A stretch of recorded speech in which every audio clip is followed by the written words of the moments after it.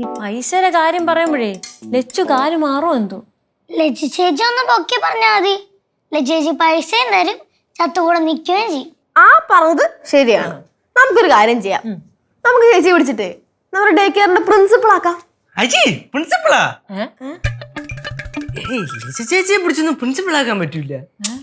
ഈ പ്രിൻസിപ്പൾ എന്ന് പറയുമ്പോ ഒരു ഗാംഭീര്യവും ആ പറയുന്ന വാക്കുകൾക്ക് ഒരു വാക്ചാതുര്യവും അങ്ങനെ ഒരു മയോ ഒക്കെ ഉള്ള ഒരാളെ വേണം നമുക്ക് പ്രിൻസിപ്പളായിട്ട് പിടിച്ചിരുത്താൻ. ചേച്ചി വേറെ ഇഞ്ചി അതിനെ പിടിച്ചൊന്നും സീറ്റ് ഇരുത്താൻ പറ്റൂല. അയ്യും തന്നെ. എന്നാ നീ ഒരു കാര്യം ചെയ്യ്, നീ കയറിയിടി. ഛേ ഞാനാ എന്ത്?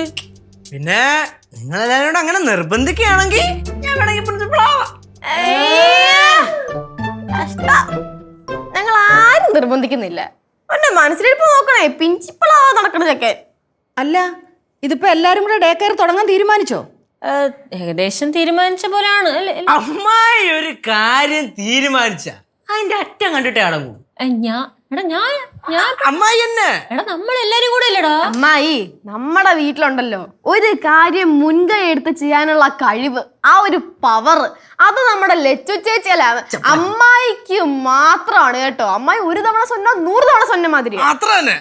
அத சிவா சொன்னது கரெக்ட். கௌரி ஏதோ ஒண்ணு நினைச்சா அது சக்சஸ்ஃபுல் ஆக்கிட்டு தான் வருவா. அப்படிதானே?